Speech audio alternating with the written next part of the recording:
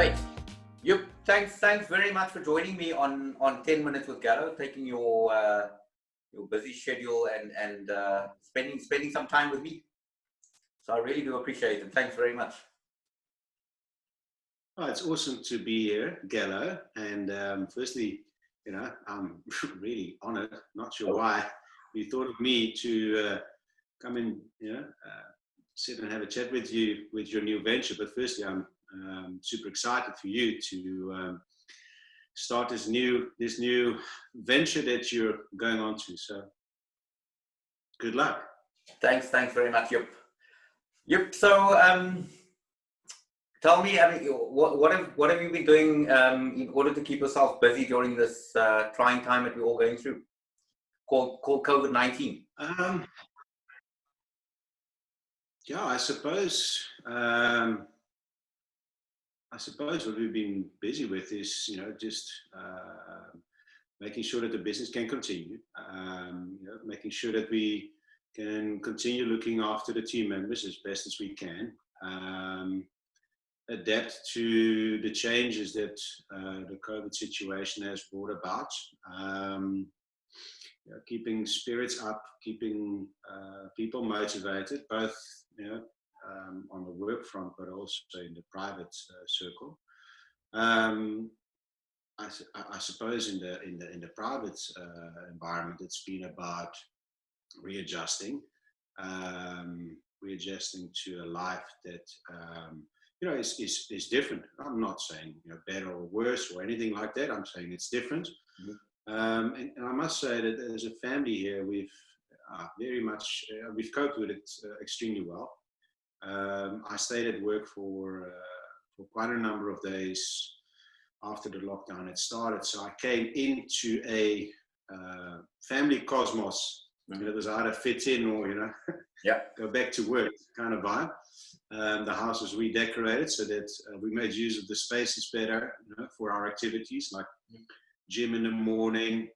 The dining table was moved into the kitchen so that there was much more of, these kind of recreational zones, or the house is made more user friendly for the whole family. With that we've adopted I think a strong, I wouldn't per se call it a routine, but we've really worked as a family to get into a rhythm of how we live our lives. And I must say the family as a whole, and specifically me, I'm much fitter.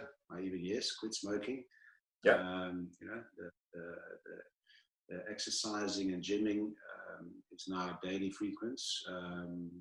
So I think in a strange way, there's been a lot of positives out of it for us as a family and for me as an individual.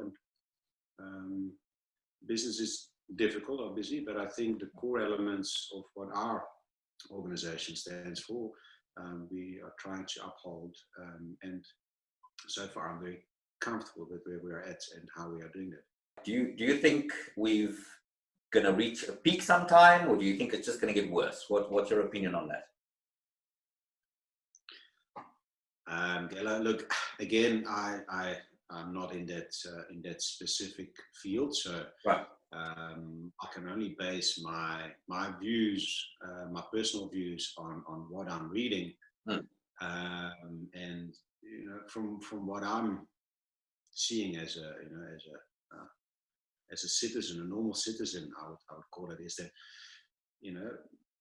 I think we've, as a country, I think the government has laid out a pathway that really helped in the beginning part of getting our medical and health systems, ready for a large influx. So I think the initial phase was really strong to allow the programming to take place.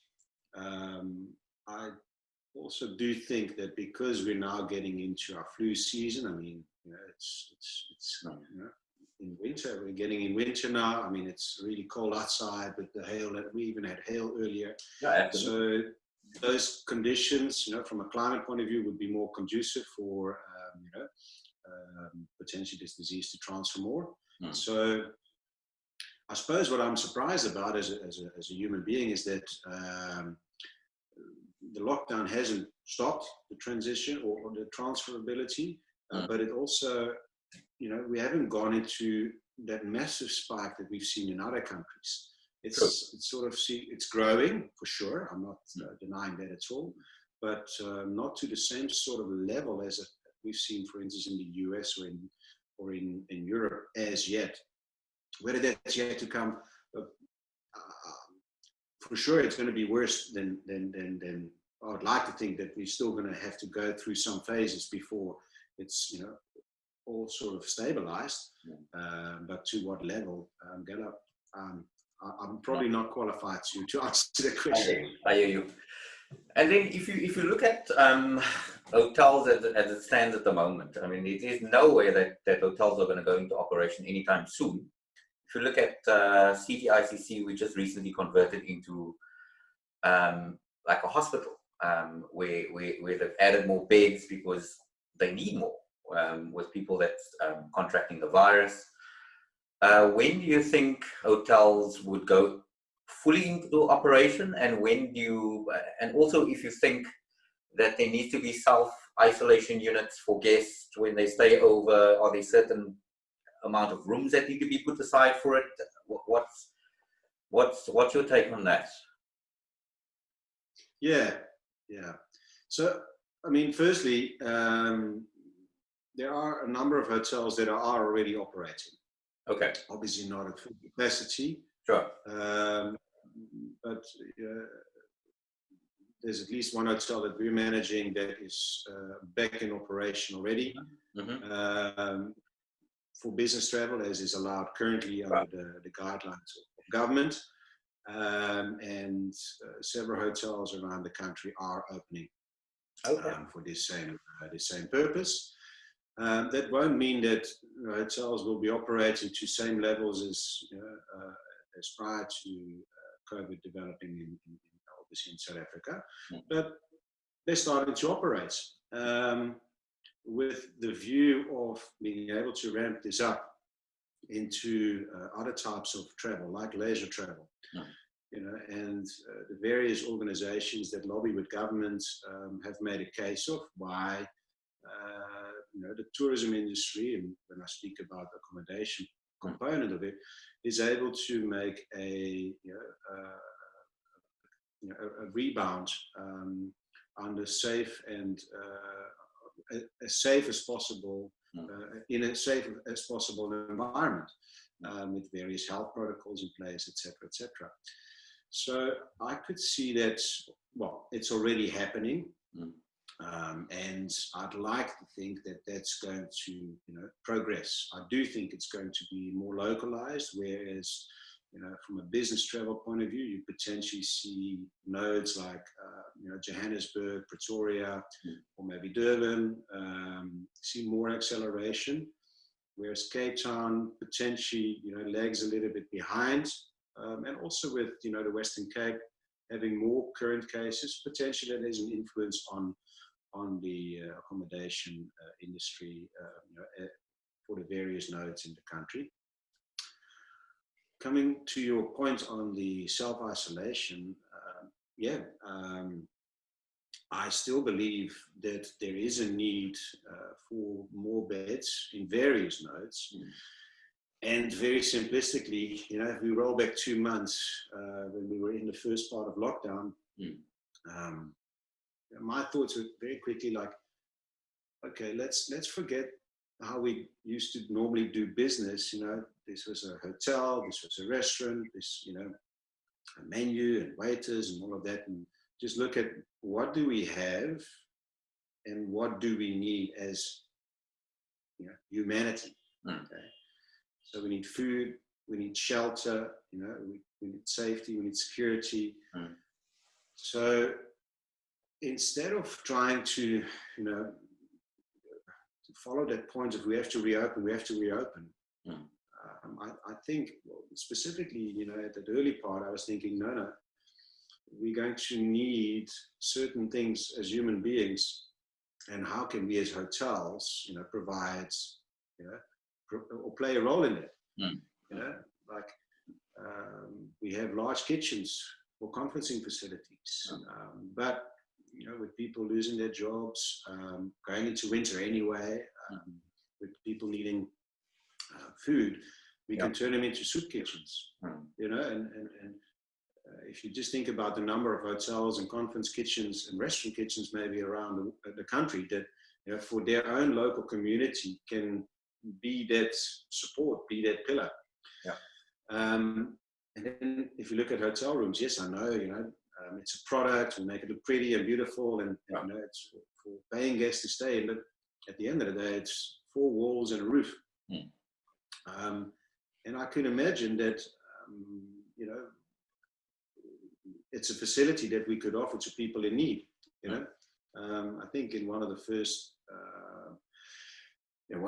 speeches from the president, he spoke about Tumamina, and my thought was, okay, this is exactly the call that's being asked for. What do we have, and how can we be of service to our fellow South Africans? And I know that may be sounding a little bit philosophical, but I think we're going to go through a period where we just need to look at what do we have, and how can we make, how can we offer this to people in need as best as possible, and less so on a commercial arrangement, until such time that we get through the direst of situations, and then turn back into a more commercial model. Yeah, I think from a hospitality point of view, things that will definitely change. I mean, if you're looking at the manner in which guests are going to be received, and the limited amount of interaction with the guests is most certainly not like it used to be. I speak under correction, but you could possibly enlighten us about that. Yeah, for sure. I mean, when we reopened the hotel, there were certain practices that we have to put in place, as guided by the local government. But we've also had a look at the other hotels that we manage overseas and understand, the kind of guidelines, regulations, and therefore also practices that were put in place. And one thing is clear, and that's that hygiene and cleaning processes have become extremely important from a guest expectation point of view. Where in the old days it was as long as you had hot coffee, and cold beer, and a lekker bed, it was great. And then the breakfast buffet was important, and then all of a sudden, a couple of years back, Wi-Fi was the main thing, almost more important than a good croissant at breakfast. And I can now see that cleaning protocols are of extreme importance, and that's not strange. I mean, that's part of your normal hierarchy of expectations, and safety and security is one of them. So firstly, how we do cleaning in rooms is going to change. Interaction with guests will change, although I do think there is a short-term and a longer-term way. I do think there is a normality that's going to come back. Human beings want to interact and want to socialize. Could I foresee that for the next few months, it will be in-room dining that you order from your cell phone rather than from a menu without actually having an interaction with the team member? Yes, for a certain period of time. But I am quite confident that at some point that human element is very much going to be part of it again, in some form or shape. And I can't determine the time frame. And I say this because if I hear about the other properties overseas in the US, where in some properties the interactions have come back to some degree already, then I'd like to think that, you know, the basic need from us humans to engage with one another is going to prevail. But yeah, there in the shorter period, in the short run, there will be a difference. You know, and yes, we have put in all these practices in place with, you know, see-through perspex between the reception desk and the guest stands, contactless check-in, and all of those things. And most of those things will be staying, like contactless check-in. You know what? We were working on that anyway because we wanted to provide that convenience where, you know, you arrive at the airport, you already check into your room on your phone, you take an Uber, and you walk straight through, you can go to your room. So in a way, it just accelerated the process, and it's probably going to stay with us. Sure. Would that then, would I be right to say that hotels would not then run at full 100% occupancy at any given time, or would they run at the 70 or 80%, and that would be the new 100%? Or how's that impacting? I don't see why that would need to be. Okay. I think most hotels would be able to create a environment that is, you know, fit for purpose, in a hygienic and healthy environment. Okay.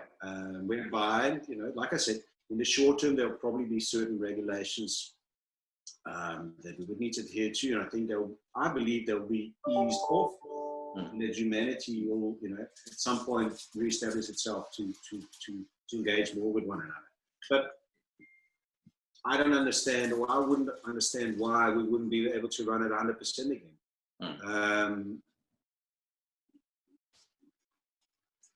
We are able, you know, and clever enough to find ways and processes to continue operating our businesses at 100%. Sure. You know, in the short term, it's very simple: supply and demand. You know, there's not enough demand right now to fill you up to 100%. Yeah. But could we, you know, in our hotels run a scenario where we're 100% full, and how would we then, if we were needed to do the social distancing? Yeah, it's all about space, and we are able. It's about space, and it's about processes, and I think hotels are able to do that. Some hotels obviously easier than others, depending on their layout, you know, and like that. But I wouldn't see why, in time to come, hotels wouldn't be operating at the fullest of their capacity. Sure.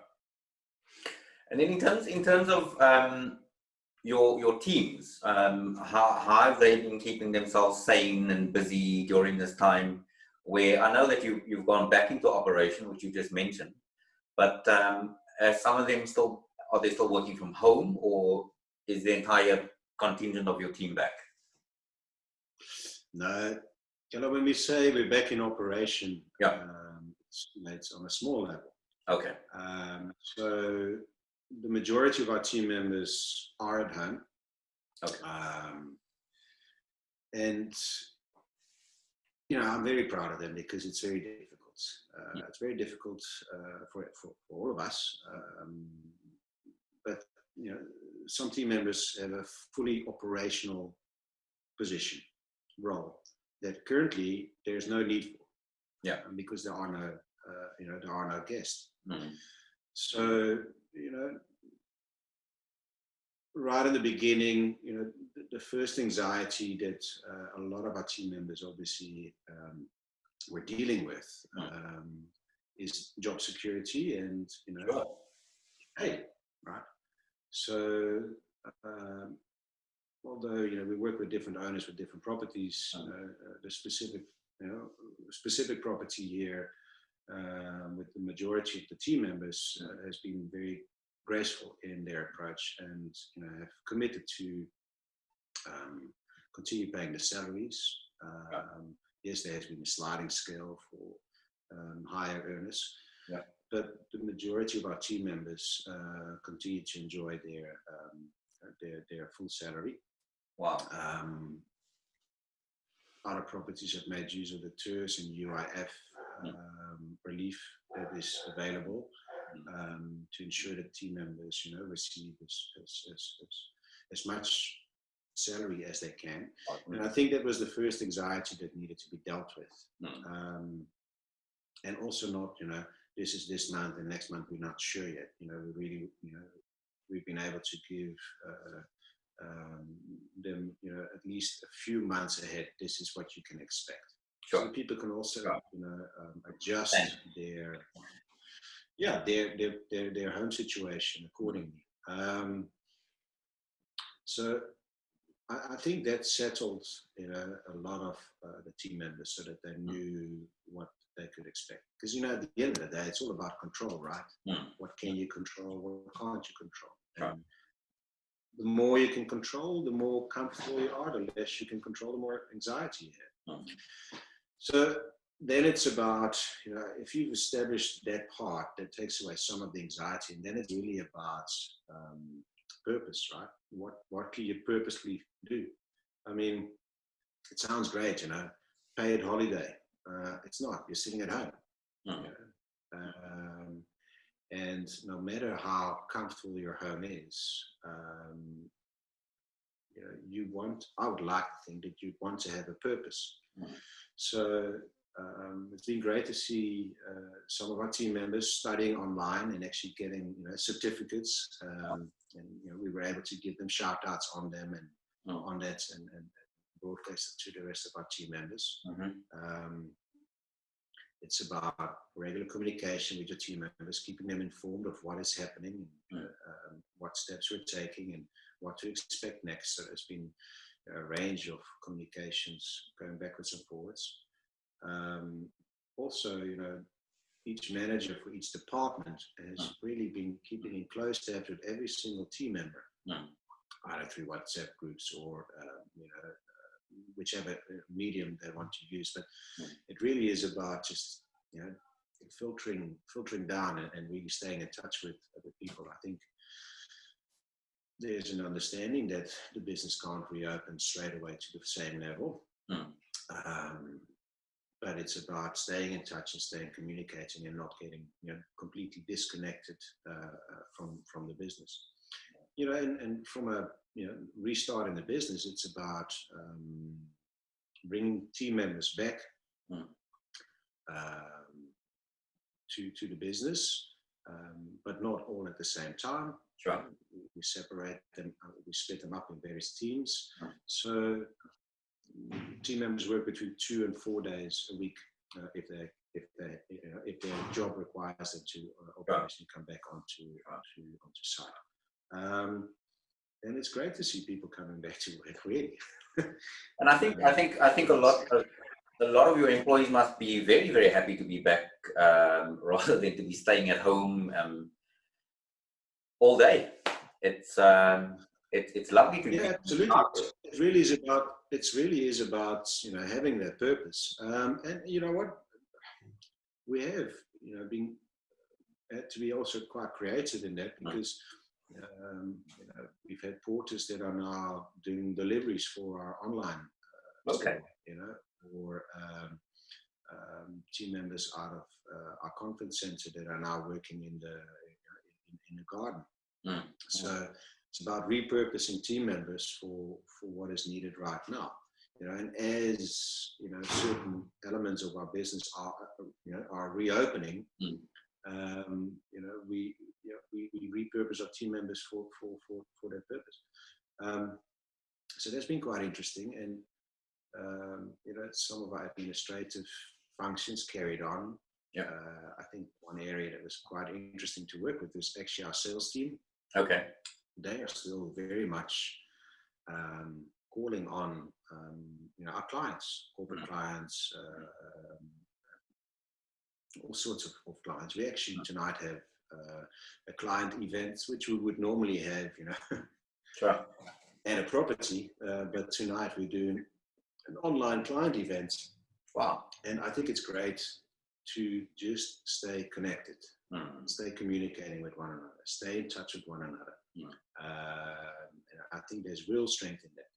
And yes, okay, it might not be the same kind of client event as you would normally do, but making the connection and keeping also your brand alive, and keeping your brand in the minds of people. I think it's a wonderful thing to be occupied with now. And it's not being occupied for the sake of just keeping yourself busy. You know, this opening up of, for instance, the hotels. You know, when you open a hotel, normally you have your competitors that are already operating, and you're the new kid on the block, and you're going to open. And this reopening was a start gun. And all hotels had the opportunity to be at the start line and to open at the same time. You know, and I'd like to think that by opening, you know, on the day that we could, we're taking learnings already. So by the time we're 3-4 weeks further, you were a step ahead. You know, some hotels still have to go through learnings that, you know, some of the other properties have gone through already. So that is a big difference between opening a brand new hotel in an established environment and a situation like this. You know, this was we're all starting at the same time, kind of vibe. And therefore we're spending a lot of time on staying connected with the team. Like, we have a management meeting every single day at 9 o'clock. Okay. There is an on-site morning meeting, revenue meeting once a week, sales meeting once a week. So a lot of the normal, you know, meetings that we would have to connect are carrying on, so that when the business reopens on whatever, you know, level of operation, we don't have to reinvent the wheel. We are ready for it. And we've actually, I mean, we've done so much scenario planning. We've got 12, 15, 20 different scenarios that we've been playing around with, just so that if that scenario does happen, we know how to operate it. That's brilliant that you're finding all these innovative ways of communicating with your guests and operating, etc. So really well done to you and your team, Joep. I wanted to just ask you a question quickly, based on this COVID-19, and you hear all these conspiracy theories about what has happened. I mean, we woke up one day and we were told we can't go to work. And we had all these different levels, and we're now at level 3. What's your opinion in terms of all these conspiracy theories happening around us, that it was man-made, and et cetera, et cetera? What's your opinion on that? Gallo, you know me for quite a few years now. Right. There's a reason why I went off social media about probably 4 years ago. Yeah. You know, let me first say this. I'm a firm believer that everybody's entitled to have their own opinion. And I like good, robust discussion. But more so than anything else, I love facts. And at times I wonder, you know, why we make ourselves, you know, we really, how do I say this? We really wind ourselves up with these kind of stories, and some of these stories just spin out of control. I think, you know, there's a lot of people that move data. They see something, they hear something, they get something, and they move it to, you know, and forward it on and forward it on. Firstly, you know, I'd love for people to maybe spend a bit more time on fact checking. What's the source of this data? You know, where did this come from? You know, this morning, because it's storming here, you know, on one of these WhatsApp groups, I get a little video of, you know, this massive wave coming across at Anchor Bay. So, you know old video. I remembered it. It was from 3 years ago. Absolutely. But it's being presented as if it was from today. Sure. You know, those are innocent ones, but, you know, let's fact check. Let's understand where it's coming from, because it's so easy to just forward it on and move data, and just, you know, be busy with it.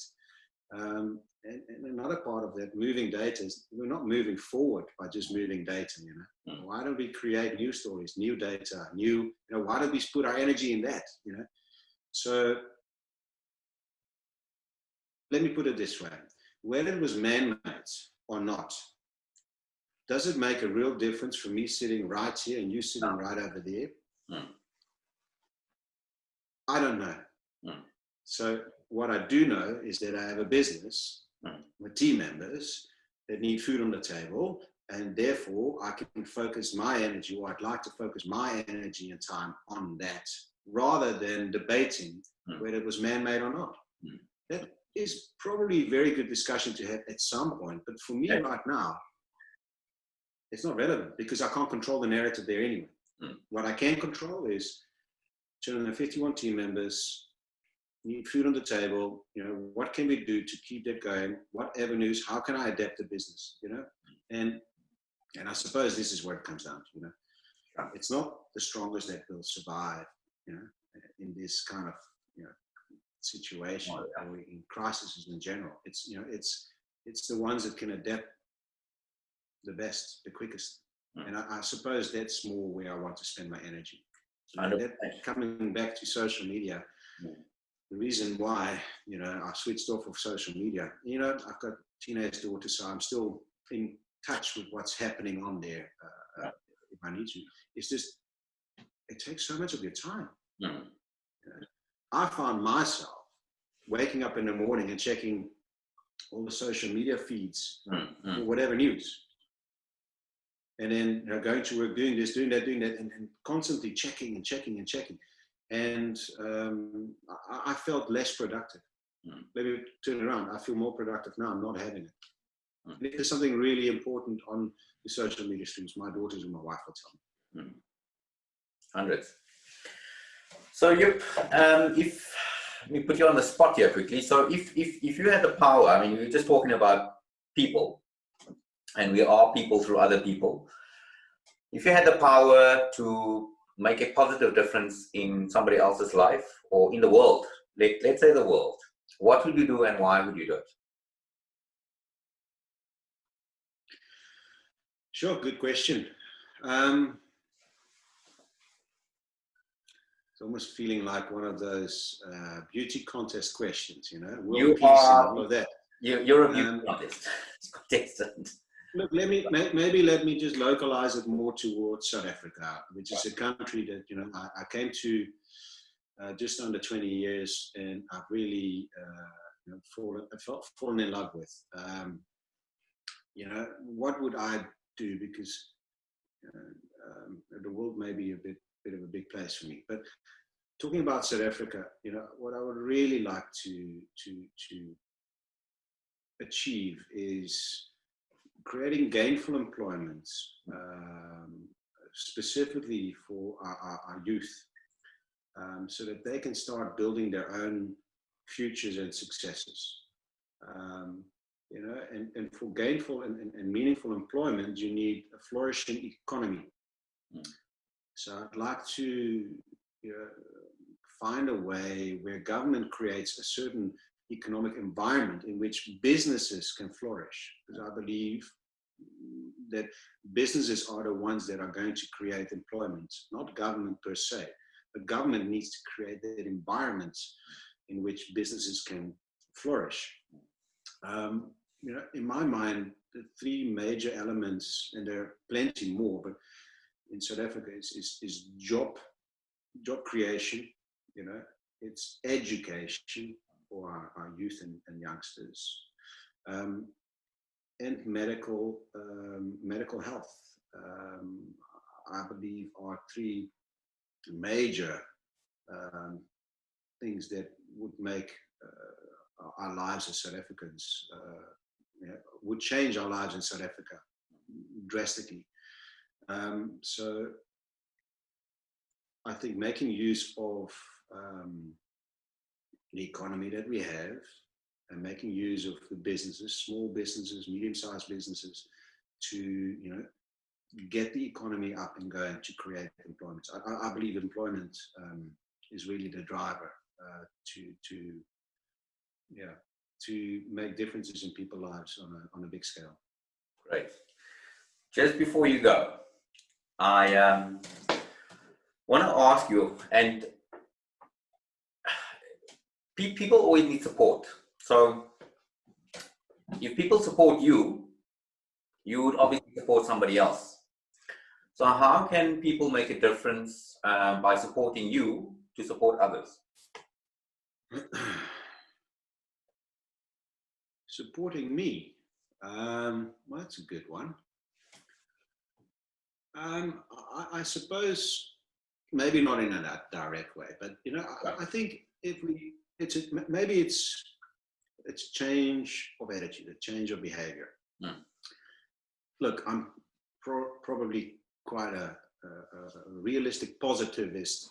If you had to, you know, put it in definitions, but let's approach it positively. Let's approach life positively. Let's take the approach that, you know, it can be done, and we shall make it happen.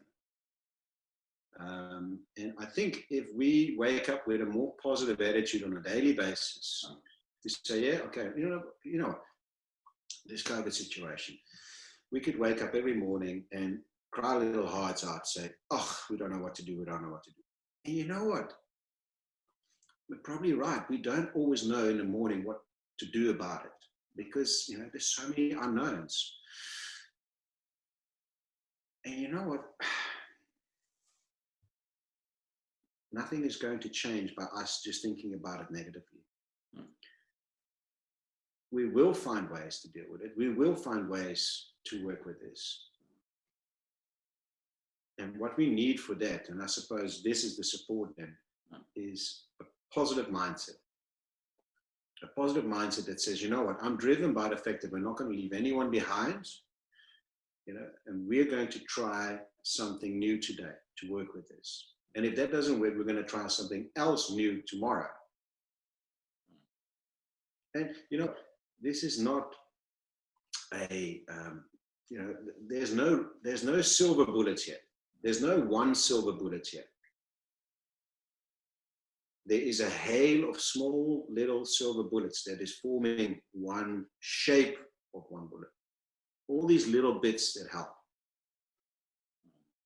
And I suppose what I'd like to, what I'm seeing is that there's a lot of small initiatives happening in very different, you know, areas and communities, and that all helps.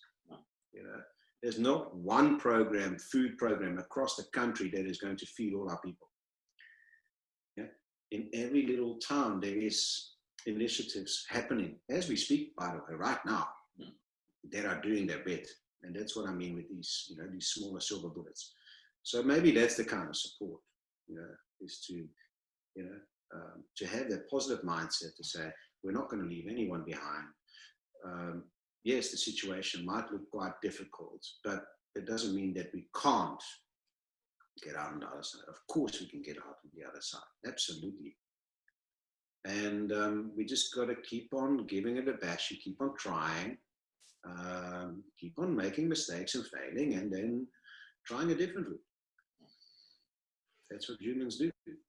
Great. Yep. Thanks very, very much for your time to join us on 10 Minutes with Gallo. It's just, it's a channel for everybody and a platform to have conversation and dialogue about almost anything. And I look forward to seeing it grow and following the various discussions with you. Sure, absolutely. Great. Well, Joep, thanks very, very much for joining us. And hopefully one day we can chat about something else. I'm sure I'll see you soon. Absolutely.